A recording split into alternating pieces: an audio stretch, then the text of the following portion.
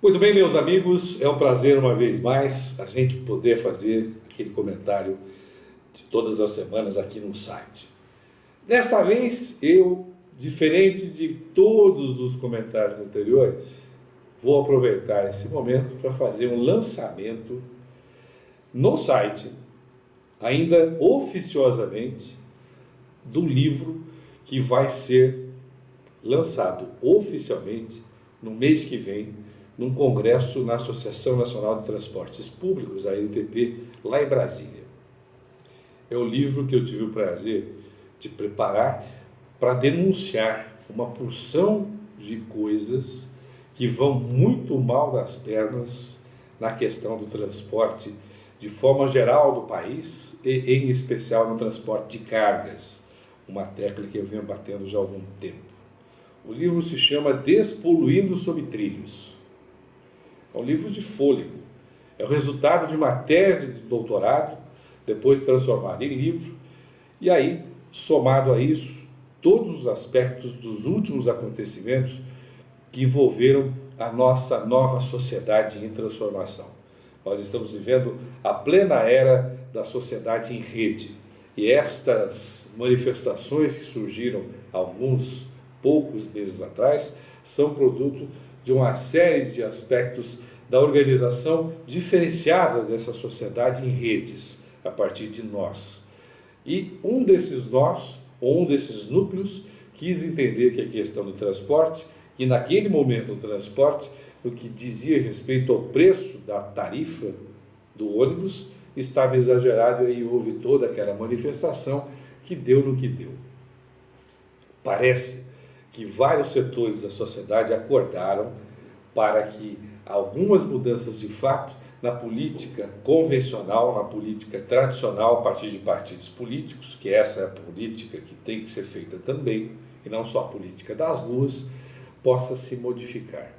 De qualquer maneira, dentro desse conjunto de situações deste momento e de momentos anteriores, porque o livro traz uma retrospectiva histórica da questão do transporte, como é que isto vem acontecendo ao longo do tempo, o que nós e o que o mundo emite de emissões de gases de efeito estufa, quais são as conexões disso com o aquecimento do nosso planeta, quais são as ligações também de todo este quadro com a poluição não só que aquece o planeta, mas que gera problemas respiratórios, que gera problemas de ordem pessoal, até emocional. O sujeito fica no trânsito 2 horas e tanto, para ir para casa ou para voltar, ou quando se soma as duas, dá, quem sabe, até mais de 3 horas, somando a ida ao trabalho e o retorno à residência.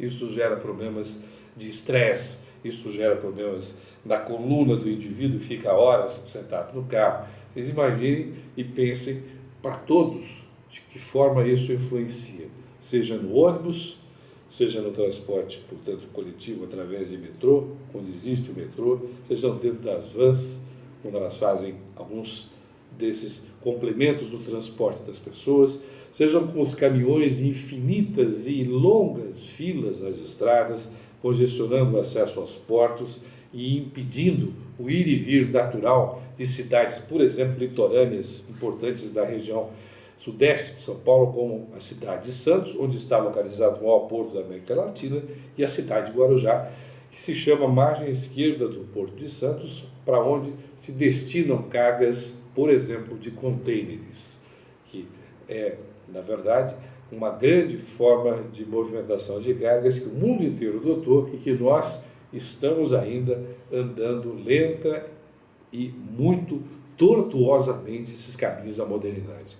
Enquanto tudo isso acontece, a nossa produtividade vai caindo. Nós, nas últimas horas, tivemos a triste notícia de que o Brasil caiu mais uma vez no ranking de produtividade mundial. Mesmo em relação aos chamados BRICS, que são os países que estão aí emergindo, com o Brasil, a China, a Índia, a África do Sul, nós temos que analisar com calma o que acontece e verificarmos que temos histórias diferentes, temos geografias diferentes, temos passado, mas temos, sobretudo, futuros com perspectivas diferentes. Somos uma grande nação, o que precisamos é, de alguma forma, organizar isso com menos improviso. Não tem cabimento, como aconteceu há algum tempo atrás, aliás, há poucos meses atrás, mais exatamente há 40 e poucos dias atrás, a presidente Dilma foi inaugurar uma ferrovia prevista no PAC, na Bahia, só que não tinha um metro de trilho instalado. Cumpriu apenas a finalidade do compromisso já pré-estabelecido.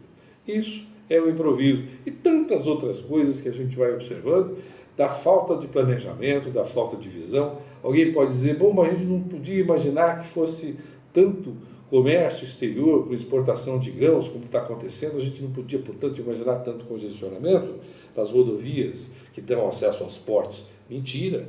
Evidentemente, uma grossa e estapafúrdia, gigantesca mentira.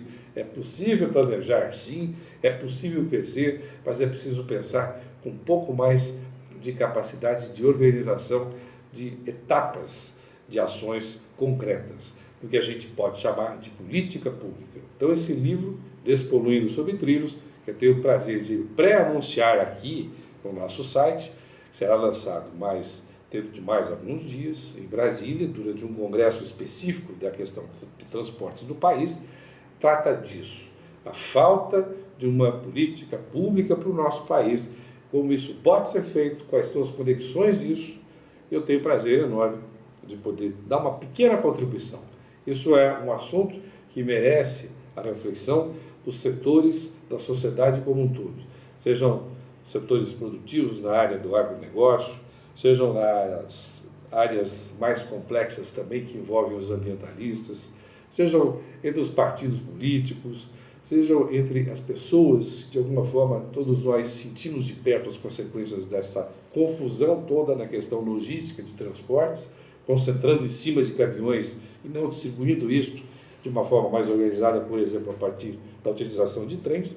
Todos nós podemos e devemos dar, no mínimo, uma contribuição, ouvindo, conversando, lendo e aprendendo um pouco sobre isso. Eu sou um aprendiz que fez um doutorado e não há aí falsa de modéstia nenhuma. É verdade isso, a gente está aprendendo sempre. Fiz um doutorado para estudar esse assunto e escrevi um livro para ajudar a contribuir na discussão sobre este livro e convido vocês, em breve, a conhecer mais detalhes disso. Eu vou colocar, é claro, o livro, inclusive, deste novo formato, que é o formato eletrônico. Não só o formato em papel, porque tem quem goste do livro em papel, mas o livro no formato eletrônico para que você possa baixar aqui no nosso site e ter acesso a essas informações. Tem gráficos, tabelas, informações científicas, informações do momento e pode ser um instrumento interessante para a discussão sobre esse assunto.